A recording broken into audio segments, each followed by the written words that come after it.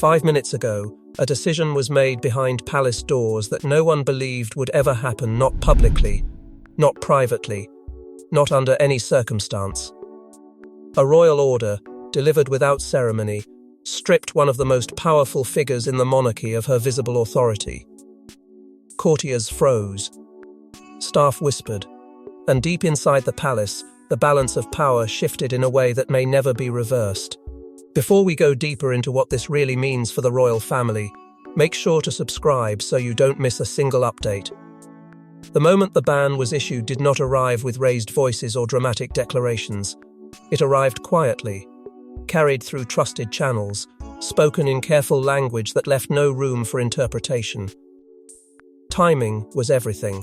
The order came at a point when tensions had reached their limit, when the cost of hesitation had become more dangerous than the fallout of action. Senior aides understood immediately that this was not a temporary measure or a symbolic warning. This was a line drawn in ink, not pencil, and it carried consequences that would ripple far beyond a single decision. Within minutes, word traveled through inner corridors, and the reaction was instant shock, disbelief, and an unspoken understanding that nothing would look the same again. Palace staff, many of whom had served through years of carefully managed appearances, felt the weight of history pressing in. Some stood still, others retreated into silence, aware they were witnessing something that would later be described as inevitable, even though it felt impossible in the moment. This decision shattered every modern precedent the monarchy had carefully built. Never before had such authority been removed so decisively, so abruptly, and without public explanation. It signaled that the rules had changed, and that protection once assumed to be permanent could be withdrawn when the institution itself felt threatened. What made the order even more unsettling was the growing realization that this was not a sudden reaction. There were signs, missed meetings, tense briefings, guarded expressions that hinted this outcome had been forming for weeks, perhaps longer. The ban was not an emotional outburst, but the final step in a process already concluded behind closed doors. Those closest to the situation recognized it as the end of deliberation, not the beginning. The monarchy had weighed its options and chosen preservation over comfort, authority over familiarity.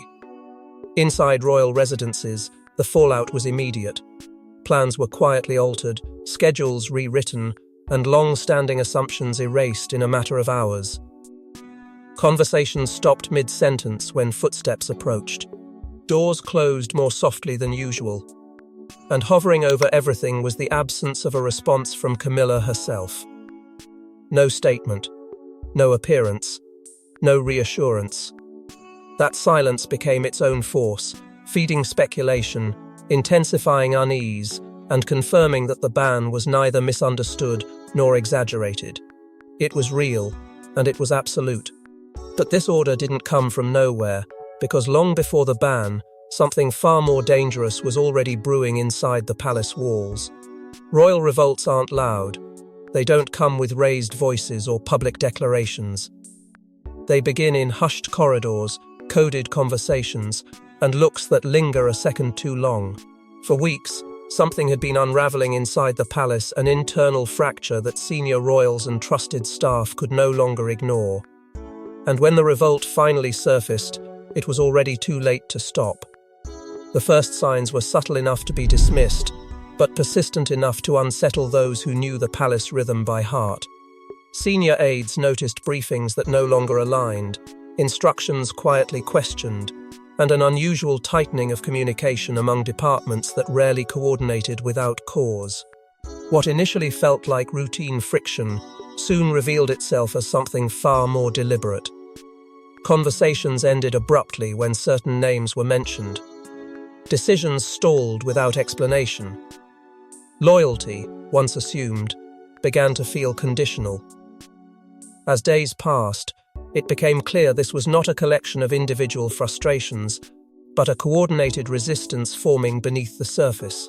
Trusted insiders, people who had survived decades of royal turbulence, were no longer acting independently. They were sharing concerns, comparing notes, and reaching the same conclusion from different angles. This unity was what made the revolt dangerous. Unlike past internal disputes fueled by ego or rivalry, this movement was anchored in fear of reputational collapse, fear of irreversible damage, fear that silence itself had become a threat to the crown. What separated this revolt from earlier palace tensions was its moral clarity. Those involved were not choosing sides out of personal loyalty, but out of institutional survival. For the first time in years, allegiance to the crown outweighed allegiance to Camilla. This wasn't betrayal, it was triage. Insiders believed the monarchy could endure personal discomfort, but it could not endure public fracture. Every whispered exchange carried the same unspoken question: how long could this continue before becoming impossible to contain?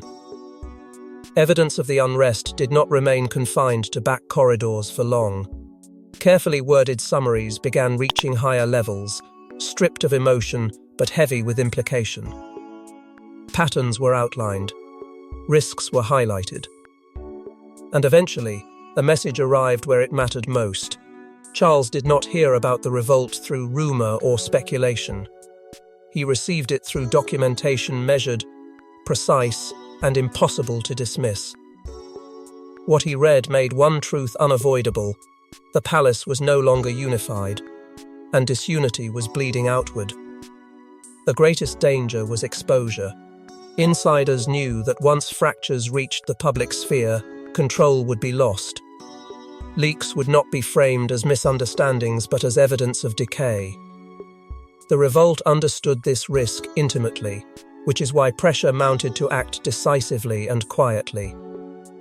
Delay was no longer neutral. Every day without resolution increased the chance that whispers would become headlines.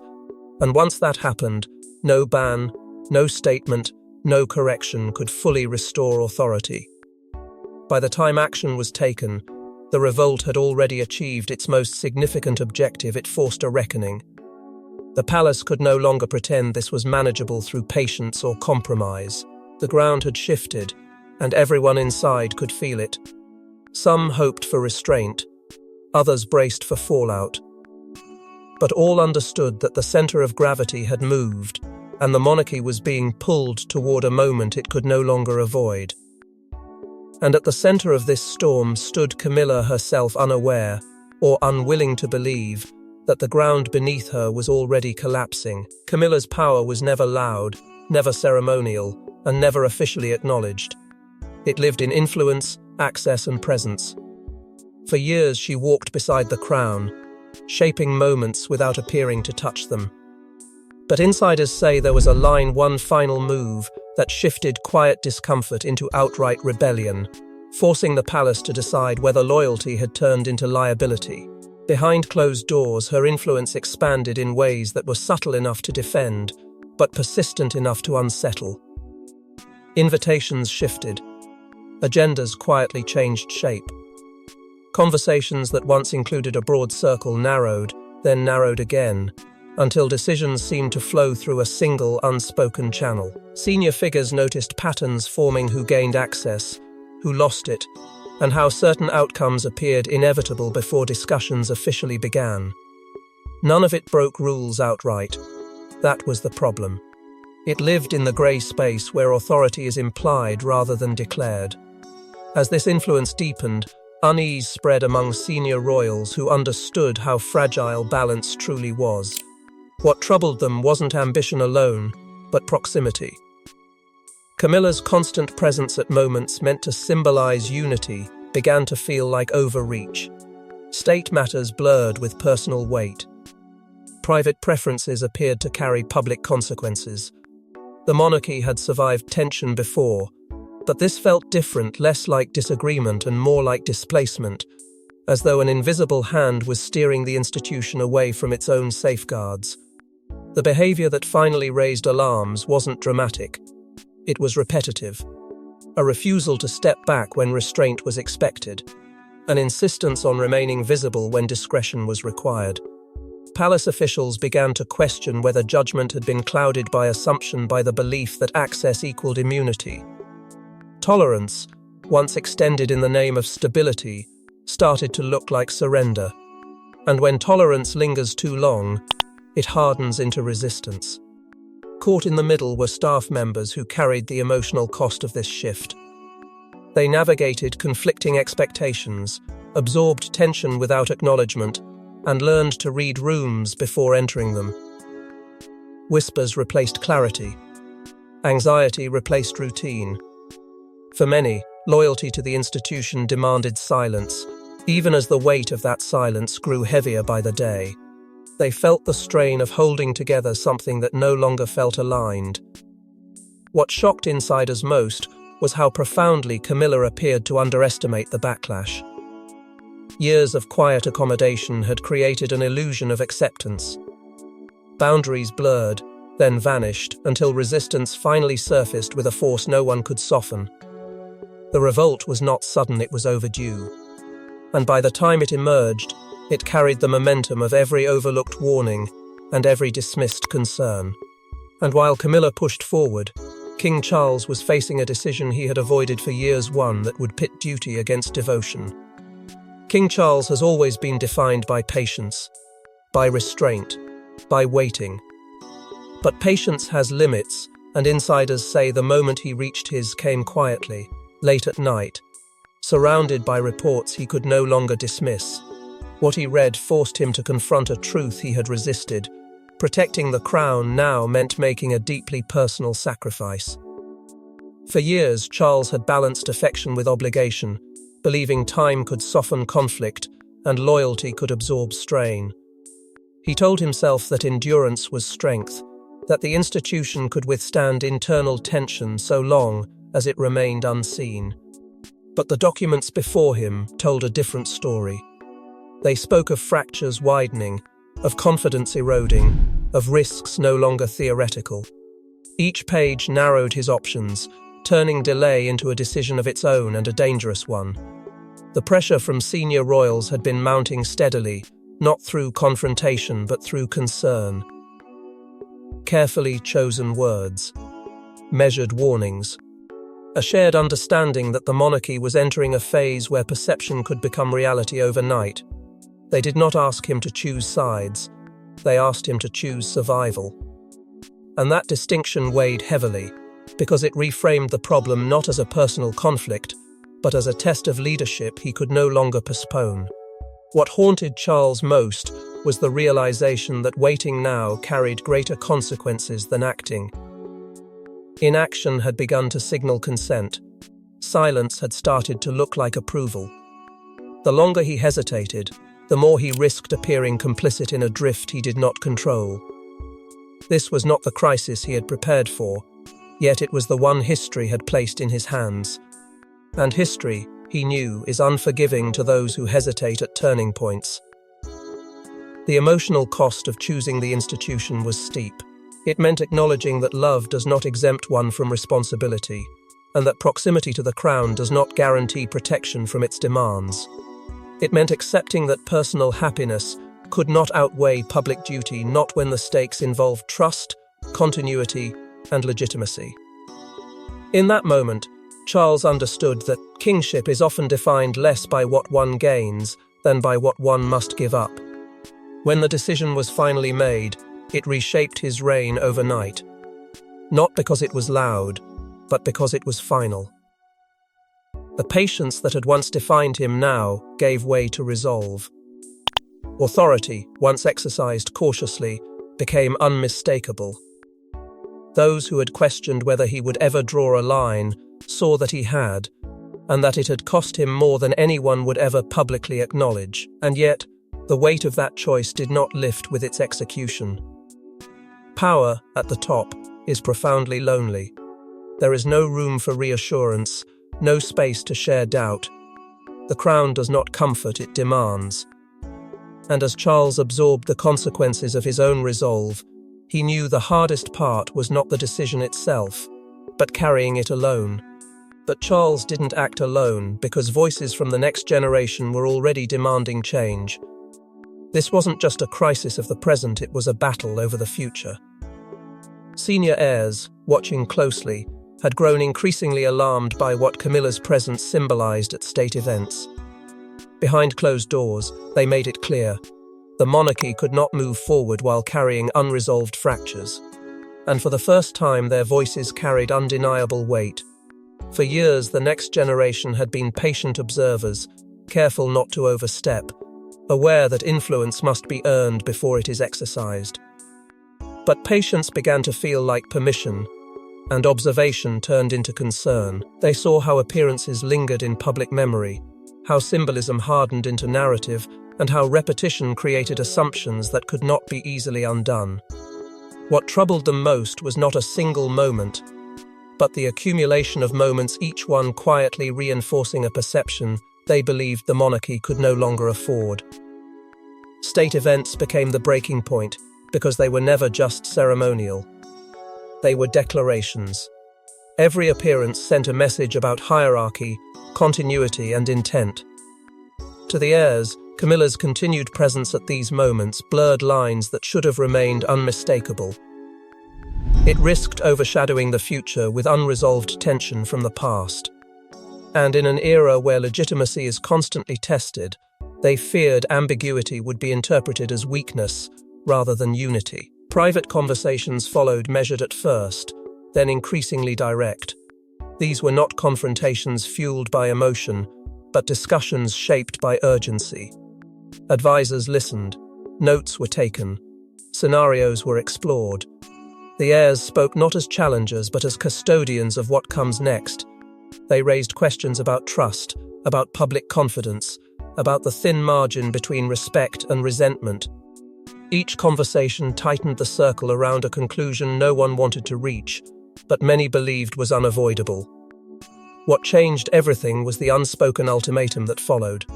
It was never delivered as a threat, yet it carried the weight of one. Either the monarchy addressed its internal fracture now, or it risked carrying it into the next chapter where consequences would be harsher and less controllable. The message was clear: the future would not inherit unresolved instability. Silence, this time, would not be interpreted as loyalty. Behind this pressure was a shift far more significant than any single decision. It was the quiet transfer of influence from tradition to trajectory. The monarchy was no longer protecting what had been, it was preparing for what must survive. Comfort, once a guiding consideration, gave way to strategy. Familiarity yielded to foresight. And with each passing day, the room for compromise narrowed. By the time these voices reached Charles, they did not arrive as dissent, but as consensus. A generational alignment formed around a single priority: survival. Not survival of individuals, but of the institution itself.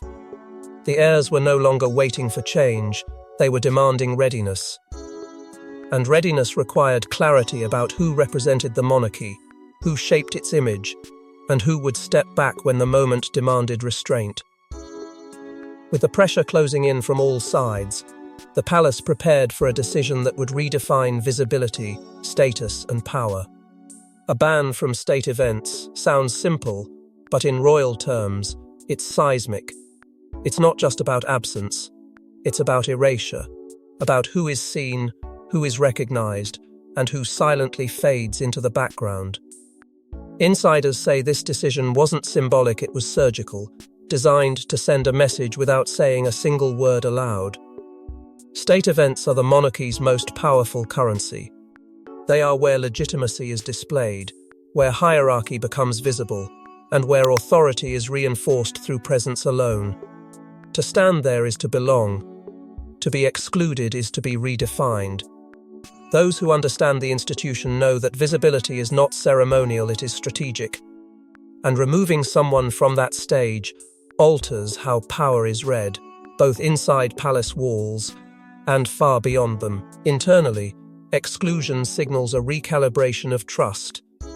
It tells courtiers, advisors, and senior figures who carries influence and who no longer does. Externally, it communicates discipline without confession. There is no accusation to deny, no argument to counter, only absence. That silence allows the crown to maintain control while letting interpretation do the work. It is restraint weaponized, measured, calm, and devastatingly effective. The language surrounding the ban was deliberately narrow, crafted to avoid escalation while ensuring permanence. No moral judgment, no personal reference, just a clear boundary. By framing it as a structural adjustment rather than a personal consequence, the palace protected itself from backlash while leaving no room for misreading. It was an exercise in precision, not punishment, and those who received the message understood exactly what it meant. For Camilla, the impact is immediate and limiting. Without access to state events, her ability to shape narrative, influence perception, or maintain relevance at the highest level diminishes sharply. Influence thrives on proximity, and proximity has now been curtailed. The ban does not strip titles or relationships, but it narrows the space in which power operates. Over time, that narrowing becomes suffocating. What makes the decision even more effective is its ambiguity. By not explaining the reasoning publicly, the Crown avoids debate and denies opponents a clear target. Speculation replaces certainty, but speculation is easier to outlast than scandal. The monarchy remains above the fray, untouched by direct conflict, while the consequences unfold quietly. This ambiguity is not a weakness, it is a shield. Reversal is unlikely because reversal would require justification, and justification would invite scrutiny. Once absence becomes normalized, return becomes disruptive. Insiders understand that this kind of decision is designed to settle, not fluctuate. It closes doors gently but firmly, ensuring stability without spectacle. In royal history, such measures are rarely temporary. They are intended to redefine roles permanently, even if no one ever says so aloud. And yet, while the palace holds its breath, one question looms larger than all others: how will Camilla respond? No statement. No appearance. No denial. Camilla's silence in the aftermath has only intensified the drama. Those closest to the situation say this quiet isn't acceptance, it's calculation. And in royal history, silence often speaks louder than outrage. Because when someone accustomed to power disappears from view, it usually means something is being decided behind closed doors. Silence, in this context, is not neutral. It is strategically dangerous. It invites interpretation, fuels suspicion, and allows others to define the narrative in your absence. Every hour without a response creates space for theories to harden into belief. Insiders understand that this kind of quiet can either regain control or permanently lose it. The risk lies in waiting too long, allowing uncertainty to turn into assumed guilt or quiet defeat. Within Camilla's inner circle, the emotional fallout has been sharp and deeply personal. Allies who once felt secure now question their footing. Long-trusted confidants struggle to read signals that once came effortlessly. There is frustration, disbelief, and a growing sense of isolation.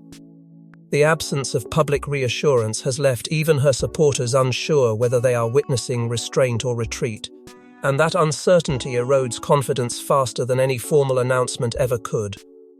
Speculation has rushed in to fill the void. Whispers of private negotiations circulate alongside rumors of internal bargaining. Some believe silence signals an attempt to negotiate terms quietly, to limit damage before it spreads further. Others fear it reflects a miscalculation and underestimation of how quickly influence fades when visibility disappears. Every possible explanation competes for attention, and none can be confirmed, which only deepens the sense of instability. The personal cost of exclusion is becoming impossible to ignore. To be absent from public life after years of proximity to power is not merely symbolic, it is disorienting. Routine vanishes. Purpose blurs. The distance between status and solitude widens.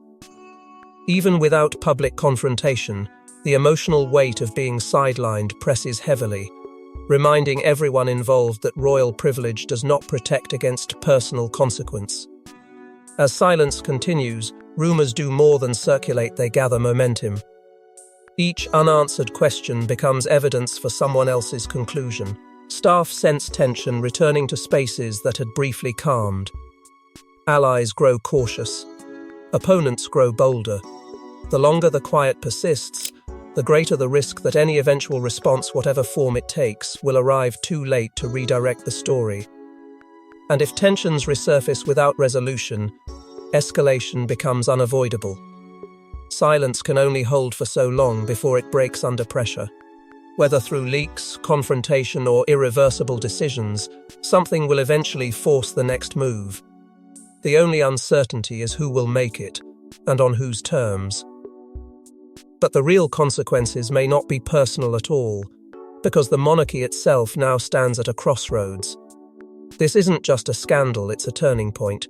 With one decision, the monarchy signaled that tradition alone is no longer enough to protect those within it. Power is being redefined, loyalty is being reassessed, and the crown is sending a clear message: survival now demands difficult choices, even when they cut closest to home. What this moment reveals is a monarchy no longer willing to rely on inherited deference as its primary shield. The institution has recognized that public patience has thinned, that reverence is no longer automatic, and that authority must now be actively preserved rather than passively assumed. This decision reflects an understanding that the modern monarchy survives not by clinging to the past, but by confronting it openly, decisively, and sometimes painfully. Future royal roles are already being reshaped by this shift. Visibility is no longer guaranteed by proximity. Influence is no longer protected by familiarity. Every position within the royal structure is being quietly reassessed through a sharper lens. Does this strengthen the crown, or does it complicate it? That question now governs movement, access, and relevance. The result is a slimmer, more disciplined monarchy, less forgiving, more intentional, and increasingly strategic. At the heart of this transformation lies a fragile balance between image and authority. For generations, image carried authority effortlessly. Now, authority must manage image carefully to avoid erosion. This decision shows the crown choosing control over comfort, clarity over sentiment. It acknowledges that optics can either preserve legitimacy or undermine it, and that unchecked symbolism can become a liability rather than an asset. The precedent set here is unmistakable. Once the crown demonstrates that no role is immune to consequence, every role becomes conditional. That does not weaken the institution, it hardens it. It establishes boundaries that cannot be blurred by emotion or history. Future challenges will be met with reference to this moment, when restraint replaced indulgence and discipline replaced assumption. Public trust, however, comes at a cost. Every act of institutional protection requires private sacrifice. Relationships strain. Silence replaces warmth. Distance grows where closeness once existed. But the monarchy has calculated that trust lost publicly is far harder to recover than trust strained privately. This choice reflects a willingness to endure internal discomfort to avoid external collapse. What follows is the beginning of a quieter, colder era. Fewer gestures, tighter control, less tolerance for ambiguity. The monarchy is not retreating, it is consolidating. And consolidation is rarely gentle. It reshapes everything it touches, leaving behind a structure that is leaner, less sentimental, and more deliberate in how it moves forward. And as the palace doors close once more, one final question remains unanswered: what happens next? BANS don't end stories, they begin new ones. As the dust settles, insiders warn this moment may trigger consequences no one can fully control. Alliances may shift, loyalties may fracture, and while the public sees restraint, the palace prepares for ripple effects that could redefine the monarchy's future long after today's headlines fade. Inside the royal family, the long-term fallout is already taking shape in subtle, but telling ways. Relationships that once relied on assumption now require reassurance. Conversations are measured. Trust is tested quietly. Some figures close ranks, believing unity is the only path forward, while others retreat, uncertain where the next fault line may appear. The ban has altered the internal atmosphere, replacing familiarity with caution and exposing how quickly stability can become conditional. Public reaction looms as a powerful, unpredictable force. Every silence, every appearance, every omission is being read for meaning. Support and criticism coexist, each influencing how far the palace feels it can go next. If confidence strengthens, restraint may hold. If doubt grows louder, pressure for further action could become unavoidable. The monarchy understands this dynamic well. It has survived by responding to perception as much as principle. The risk of leaks now hangs heavily over every decision. When institutions tighten control, information looks for escape. Competing narratives form behind closed doors, and even well-intentioned voices can fracture unity if they feel unheard. Internal divisions do not need to be dramatic to be dangerous. They only need to persist. The palace knows that one misplaced detail, one unchecked whisper, could undo months of careful containment. This is why many believe the ban may not be the final move, but the first in a sequence. Decisions of this magnitude rarely stand alone. They recalibrate expectations and invite comparison. If one boundary has been enforced, others may soon follow. What was once unthinkable has already happened, and that realization alone changes what comes next. The monarchy is bracing for the possibility that preservation will demand more clarity, more discipline, and more sacrifice than initially anticipated. For now, an uneasy calm has settled in. Outwardly controlled, inwardly charged, the institution holds steady, but tension hums beneath the surface, waiting for the next signal, the next shift, the next unavoidable truth. Everyone senses it, something unresolved, something unfinished. The story has paused, not concluded, and pauses are often where the most consequential decisions are made. Because if one ban could shake the palace this deeply, the next decision may change everything. Thanks for watching. Don't forget to like and subscribe, and we will see you in the next one.